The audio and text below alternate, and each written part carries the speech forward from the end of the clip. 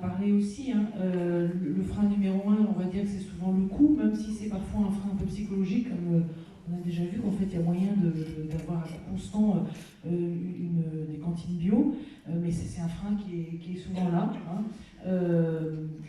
Après, est-ce qu'il y a des choses qui fonctionnent mieux que d'autres? Alors il y a des secteurs, je crois que un des éléments forts, c'est effectivement ce lien entre les producteurs et les consommateurs, donc de faire en sorte de faciliter ces liens, de pouvoir passer commande facilement, sans que ce soit une galère, que ce soit trop chronophage non plus pour les cuisiniers s'ils veulent travailler avec des producteurs bio, s'ils sont obligés d'aller chercher partout, etc. Pour eux, ça peut être très chronophage si c'est mal organisé. Donc effectivement, là où il y a des plateformes, alors c'est que l'île-et-Vilaine pour ça est bien avancé, par exemple, sur cette thématique-là, mais ça vient, dans Finistère ça bouge avec AgriLocal, il y a des choses qui bougent dans tous les départements, donc c'est quelque chose quand même qui marche à peu près partout en Bretagne malgré tout. Donc est-ce qu'il y a des secteurs privilégiés? Je ne saurais le dire, hein, parce que en même temps, nous, on n'est pas non plus exhaustif dans les retours d'expérience qu'on a. On valorise les projets qui fonctionnent, mais je ne peux pas vous dire s'il y en a, s'il y en a plus ou moins. C'est un peu compliqué comme question. Mais je dirais que le point vraiment important, c'est effectivement l'approvisionnement, qui est quand même un point clé dans cette problématique. Il y a certainement plein de questions. Pas tous ensemble, monsieur. Oui, je voulais savoir, on parle beaucoup des 20%, donc bio local, et je voulais savoir, ça c'est un coût, donc on a compris que ce n'était pas le volume, mais si par repas ça représentait plus qu'un conventionnel, le circuit long, en tarif. Si un repas bio local coûtait plus cher qu'un repas circuit long conventionnel. Alors moi j'ai deux témoignages. Il y a un collège à Banalec qui a réussi à faire un coût de repas moins cher. Mais bon, ça reste quand même exceptionnel. Et tout à l'heure, quand je vous donnais l'exemple de Pénarcleuse, il y avait eu un calcul de fait où le prix de revient, c'était 16 centimes supplémentaires. Et comment ils ont fait à Banalec pour faire un prix de revient moindre?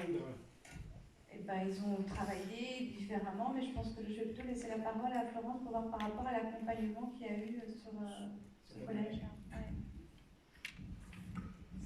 Il n'y a pas de règle mathématique pour ça, hein. Ça dépend énormément d'où on part et vers où on va, parce qu'une collectivité qui part avec 1,30 € de coût matière, quand une autre, pour le même type de public, démarre avec 1,50 €, ben, ça va être forcément plus compliqué pour celle qui part avec 1,30 € que celle qui part à 1,50 €. Et éventuellement, s'il y a une variation de budget qui va se mettre en place avec les 20% de bio, elle va être plus importante pour celui qui part de 1,30 €. Ce qu'on constate quand même, c'est que quand on active tous les leviers, on a des établissements qui arrivent à coût constant, voire même à réduire leur budget alimentaire. Je ne vais pas révéler les résultats de la deuxième saison des défis qui va se faire au mois de septembre, mais là, on a un collège qui a baissé de pas loin de 10 centimes son coût alimentaire et qui a par contre augmenté plutôt de 10% sa part de bio. Notamment en revenant sur des produits bruts, en refaisant un peu plus maison, tous les leviers qu'on a cités, hein, en proposant systématiquement de demander, que ce soit au public adulte ou aux collégiens, est-ce que tu veux un ou deux morceaux de viande? Et les cuisiniers étant eux-mêmes surpris de constater que parmi les convives, il y en avait beaucoup qui disaient bah, finalement, oui, effectivement, avec un morceau, j'ai assez. Donc ça lui a permis de mieux maîtriser son budget de viande, de réduire le gaspillage. Enfin voilà, on retrouve tous ces leviers-là. Je reviens sur les facteurs de succès. Il y a un facteur humain qui est primordial. C'est-à-dire que quand on a une synergie qui se met en place, à Rosse-Noël, je pense qu'il y a des élus qui se sont impliqués. Vous avez mis en place toute une démarche, vous avez créé du lien avec les producteurs. Ça, c'est vraiment le facteur clé. C'est-à-dire que quand il n'y a pas cette synergie humaine qui se met en place, c'est vraiment très compliqué à mettre en place. Il faut vraiment une motivation intrinsèque au départ. Et il faut bien sûr, autour, pas être sur un désert de production. C'est vrai que sur certains territoires, on est un petit peu en difficulté parce qu'il n'y a pas forcément de producteurs qui peuvent fournir. Donc là, on est obligé de faire appel. On a quand même des solutions, on trouve des intermédiaires qui peuvent livrer, mais il n'y a pas la satisfaction pour le cuisinier de se dire je vais travailler en direct avec un producteur. Là, cette année, j'avais par exemple, dans les dernières, on parlait du collège de Pont-de-Buis. Là, j'avais un cuisinier qui ne travaillait que des produits bruts. Tous ses légumes sont bruts, les pommes de terre, etc. Et là, je suis dans un territoire où je n'avais pas de producteurs de légumes à proximité qui pouvaient livrer. Et de fil en aiguille, et ça c'est notre travail à la Maison de la Bio, en contactant les maraîchers alentours qui me disaient bah oui, moi je peux pas, j'ai trop de distance à parcourir, ou j'ai déjà des marchés en resto-co, je vais pas pouvoir faire. Mais par contre, il y en a un qui me dit, j'ai eu quelqu'un qui est en parcours installation, elle est en train de s'installer sur une ferme, elle est pour l'instant à mi-temps, ça pourrait le faire. Je l'appelle. Alors au début elle me dit oh, c'est pas sûr quoi, et puis voilà, j'ai eu un contact la semaine dernière avec le chef de cuisine qui me dit c'est bon, je suis allée visiter, on va démarrer, on va sans doute démarrer petit, et puis l'année prochaine on va planifier, et peut-être que pour cette personne-là, ça va être une garantie de débouché qui va lui permettre vraiment d'asseoir son installation. Donc là, que ça se passe comme ça, voilà, là on a tout gagné parce qu'on a accompagné une installation, on a un cuisinier qui va pouvoir mettre en œuvre des produits bruts et travailler avec un producteur. Il complétera éventuellement avec un grossiste s'il y a besoin.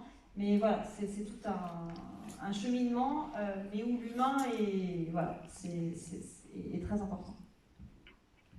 La question, oui. Juste, il y a donc, on voit qu'au niveau matière première, coût matière, on est bon. Est-ce qu'il n'y a pas, dans certains cas, un transfert de charge sur le temps de travail?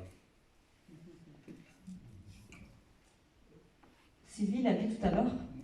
En fait, je vois il y a des cuisiniers qui sont dans la salle et effectivement, ça veut dire qu'il faut optimiser le temps consacré au repas et remobiliser, mais je te laisse en parler quand tu en ramènes moi. c'est vrai que, au départ, quand je suis arrivée, ce que j'ai constaté, c'est que quand même, il n'y avait pas beaucoup de produits bruts. Il y avait du bio, mais pas de brut, du bio transformé. Et j'en ai commencé plus tard que l'heure officielle, finissait plus tôt. Il y avait quand même des pauses assez conséquentes. On a commencé par grignoter la pause du matin, grignoter celle de midi, tout en respectant un temps de travail normal, entre guillemets. Enfin, je ne vais pas dire tout le temps, mais vraiment, avec des personnes qui fait un petit peu dans la douleur au départ quand même. C'est vrai que j'ai du mal à mobiliser les équipes. Mais non, ça va. Mais c'est vrai que la première année a été...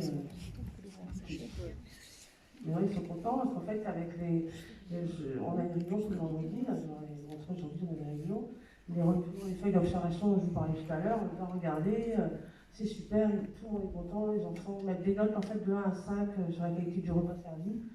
Et quand il y avait 1 partout, alors je regardais, c'était super, ils sont contents, et c'est partout. Franchement, c'est récompense quand même. Et aussi, je vais dire, donc ça c'était pour l'équipe de production. Mais là, récemment, on a en plus fait appel à Marianne Morvan, qui est dans la salle, là-bas, une diététicienne avec qui on travaille, et qui a formé l'équipe de restauration début d'année scolaire, sur l'éducation nutritionnelle des enfants. Les ASEM et les ASEM, animateurs et agents de restauration, et j'ai mis les cuisiniers ici dans la boucle, qui au départ n'étaient pas. Voilà, on a formé tout le monde, enfin Marianne qui a formé tout le monde. Enfin, c'était plus une petite formation, mais il y a eu des super retours. Et ils sont demandeurs, en fait, ça tient un peu moteur, aussi au niveau des équipes de restauration. Est-ce que nous pouvons demander à Marie-Annick Morvan, ici présente, donc un des maillons de cette grande chaîne, peut-être de dire comment elle travaille et comment elle voit les choses, si c'est possible. Je suis diététicienne nutritionniste depuis plus de 30 ans et je suis installée en auto-entrepreneur depuis 2016 et j'accompagne les collectivités de la petite enfance à l'EHPAD et je suis formatrice autrement, surtout pour les aides à domicile.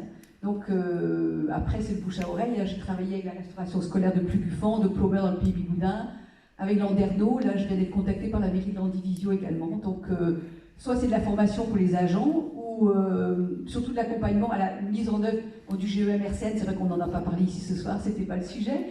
Mais bon, moi j'aimerais bien par rapport comme aux remarques aussi sur l'introduction du bio et du local, notamment sur parfois ces produits, les repas végétariens, où je lis sur des menus d'une collectivité que j'accompagnais, lasagne végétarienne, donc j'appelle le chef et je demande est-ce que je pourrais avoir la composition de ces lasagnes végétariennes. Il me dit attendez, je vais demander la fiche technique au fournisseur, c'est-à-dire que c'était des lasagnes ultra transformées. Donc j'invite quand même tous ceux qui introduiraient des repas végétariens à être très très vigilants sur la cuisine et non pas. Et ça m'interpelle beaucoup. Il y a ça et il y a un second point, j'ai vu aussi des repas végétariens qui ne sont en rien des repas végétariens. C'est-à-dire qu'il n'y a pas la complémentation végétale, comme soulignait Sylvie. Donc Donc ça aussi, je pense que c'est un point important. Hein, C'est des repas végétariens, des Merci. repas sans viande. Mais en jardin, c'est fait maison et tu as. Oui, mais je ne parle pas Vous avez certainement des questions suite à tout ça, oui?